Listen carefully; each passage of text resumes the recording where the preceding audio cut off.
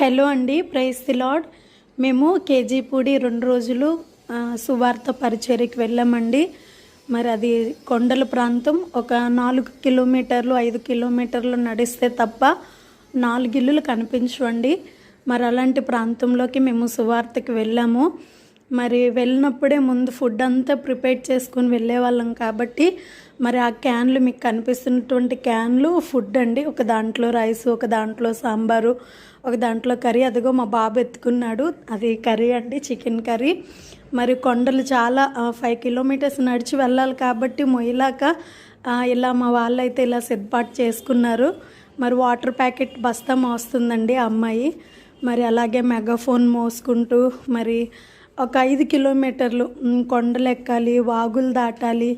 ఎంత కష్టపడితే మనకు అక్కడ 4 మనుషులు మాత్రమే కనబడతారండి. ఆ 4 మనుషుల కొరకే ఎంత ప్రయాస. నేను ముందున్నానండి, అదిగో నా నెత్తి మీద మెగాఫోన్ ఉంది, నేను మెగాఫోన్ మోస్తున్నాను. మరి చాలా చక్కగా అందరూ కూడా వచ్చి సువార్త చేసి పరిచర్య చేశారు. ఇదిగోనండి, ఇదే నేను.